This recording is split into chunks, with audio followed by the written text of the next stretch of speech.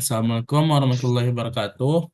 Kali ini kami kelompok 3 ingin mempresentasikan yaitu hasil kerja kami mengenai memori hierarki.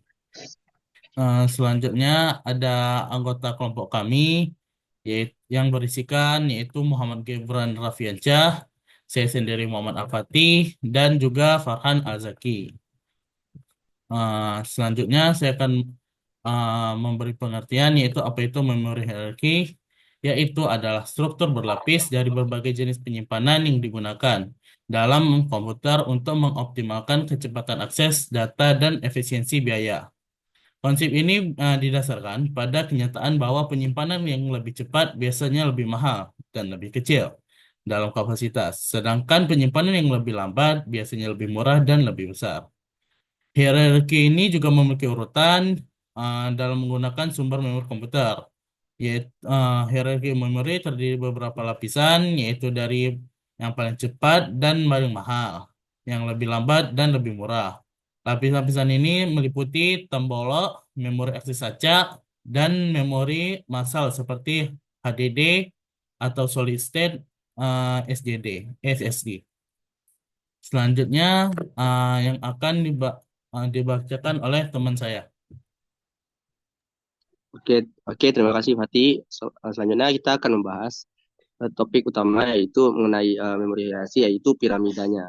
Piramida memori hierarki yang dimulai dari tape magnetis, cakra magnetis, memori utama, memori cache, dan yang terakhir puncak yaitu register prosesor. Dimana kalau dari awal tape magnetis adalah perangkat penyimpanan tersier yang biasanya berupa misalnya tuh kayak pita magnetik atau cangkram yang berbentuk optik.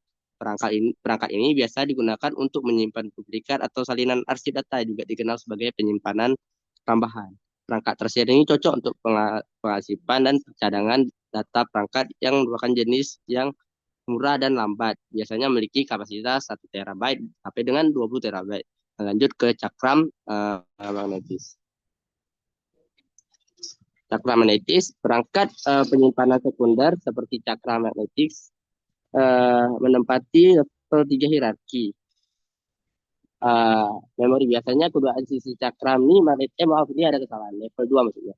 Magnetik digunakan untuk menyimpan program dan data, perangkat penyimpanan sekunder berfungsi sebagai penyimpanan cadangan atau yang jauh lebih murah daripada yang sebelumnya yang di tape magnetis. Memori utama dan cache, jenis yang memori ini juga berukuran besar sampai dengan 20 terabyte ke atas. Lalu yang ketiga yaitu memori utama, yaitu memori yang berkomunikasi dengan CPU dengan perangkat dan memori peripheral atau tambahan melalui prosesor input or output. Ini adalah unit penyimpanan utama dari sistem komputer, yaitu yang sering disebut RAM, dan ROM. Selanjutnya, yaitu yang kedua terakhir, yaitu pertama itu memory cache, yang keempat yaitu adalah sebuah komponen komputer yang berbasis chip yang memudahkan pengambilan data untuk menyimpan segmen program atau potongan data yang sering diakses oleh prosesor. Biasanya berukuran kecil daripada register CPU, biasanya diukur dalam megabyte. Dan yang terakhir yaitu puncak, yaitu register prosesor, di mana register CPU ini adalah sebuah bagian di mana memori dalam CPU yang dapat menyimpan sejumlah kecil data yang diperlukan untuk melakukan berbagai operasi register, membuat data yang dihasilkan dari memori yang pada utama memori tersebut, yaitu lokasi memorinya register terdapat di dalam CPU karena memiliki waktu akses yang tercepat. Ini akses yang karena puncak yang terbaik lah. Register juga merupakan yang terkecil ukurannya, biasanya diukur dari dalam kilobyte. Dari 5 ini kita melihat bahwa masing-masingnya memiliki keunggulan dan kekurangannya masing-masing dan memiliki aspek keuntungannya, terutama yang kita lihat dari memori, bagian-bagian memori hierarki. Sekian dari presentasi saya, selanjutnya dibahas oleh Farhan Al-Zaki.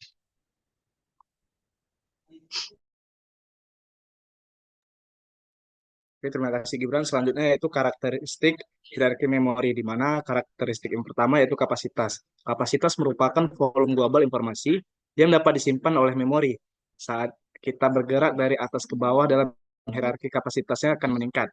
Kedua, ada performa, di mana kinerja kerjanya itu sebelum ketika sistem komputer dirancang tanpa desain hierarki memori, kesenjangan Kecepatan meningkat antara register CPU dan memori utama karena perbedaan besar dalam waktu akses. Hal ini mengakibatkan kinerja sistem yang lebih rendah. Maka diperlukan peningkatan yang dilakukan dalam bentuk desain hierarki memori yang karenanya kinerja sistem meningkat.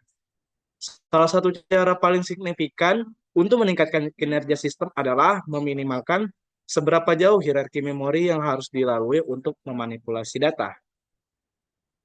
Berikutnya, waktu akses. Waktu akses merupakan interval waktu antara permintaan baca atau tulis dan ketersediaan data. Saat kita bergerak dari atas ke bawah dalam hierarki waktu akses meningkat. Kemudian ada biaya per bit. Biaya per bit ini merupakan biaya yang diperlukan untuk membeli memori dalam satuan bit. Biaya per bit memori bisa diartikan sebagai biaya per megabyte untuk hard drive. Lanjut, ini merupakan penerapan hierarki memori, di mana poin pertama yaitu register atau tingkatan teratas. Karakteristik dari register ini yaitu memori tercepat, sangat kecil, terletak di dalam prosesor. Penerapan register ini yaitu saat prosesor memproses instruksi, nilai variabel, dan data intermediatnya disimpan di register agar bisa diakses segera. Misalnya, dalam perhitungan matematis sederhana seperti seperti A tambah B sama dengan C, nilai A dan B disimpan di register agar operasi penjumlahan dapat berjalan secepat mungkin tanpa keterlambatan. Kapasitasnya sangat terbatas atau beberapa byte saja. Kemudian yang kedua ada cache memory, di mana karakteristiknya cepat tapi lebih lambat dari register. Kapasitas lebih besar dari register, terletak di dalam atau dekat prosesor. Penerapannya yaitu cache menyimpan data dan instruksi yang sering diakses, seperti alamat yang diprediksi akan digunakan berikutnya dalam suatu loop program. Contoh cache memory ini yaitu saat menggunakan aplikasi edit gambar, data kecil seperti buffer gambar disimpan di change agar perubahan kecil bisa dilakukan dengan cepat. Kapasitasnya yaitu bermacam-macam, mulai dari L1-nya 32 sampai 64 KB, L2-nya 256 KB sampai 8 MB, sedangkan yang L3 dari 8 sampai 64 MB. Kemudian yang ketiga ada RAM atau Random Access Memory, di mana karakteristiknya ini lebih lambat daripada change, tetapi memiliki kapasitas lebih besar.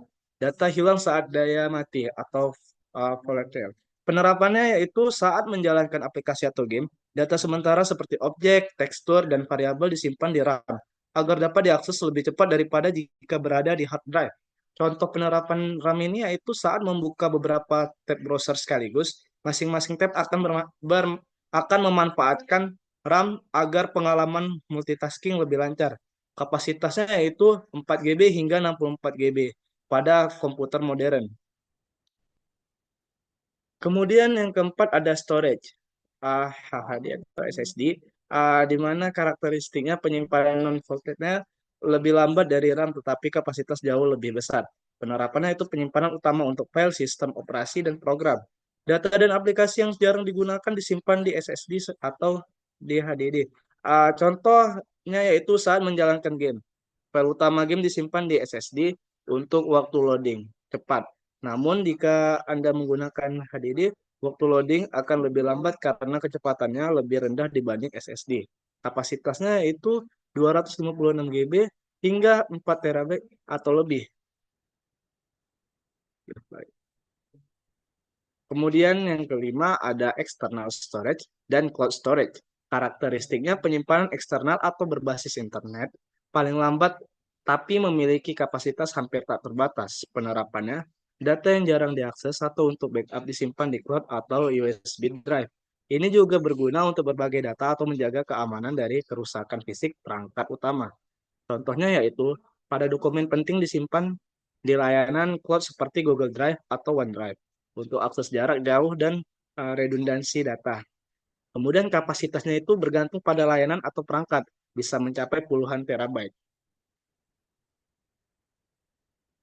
Baik, pada kesimpulan ini akan dibacakan oleh Gibran. Ada Gibran, dipersilakan. Jadi dari memori hierarki ini kita memiliki kesimpulan, yaitu bahwa memori hierarki ini membantu optimalisasi kinerja sistem dengan mengatur penggunaan memori berdasarkan kecepatan atau ya dari ekonominya, itu kecepatan, biaya, dan kapasitas. Itu kayak emang masyarakat selalu mencari itu. Memori yang lebih cepat seperti Lagura atau Case digunakan untuk akses data yang sering dan kritis. Sementara memori kapasitas besar seperti HDD dan cloud digunakan untuk penyimpanan jangka panjang. Dan sesuai dengan piramida hierarki tadi, bahwa banyak aspek perbedaan antara kelebihan dan kekurangan. Eh, Selanjutnya akan dibacakan oleh anggota kelompok saya. Oke, terima kasih atas presentasi kali ini. Mohon maaf jika ada kekurangan. Sekian dari kami. Assalamualaikum warahmatullahi wabarakatuh.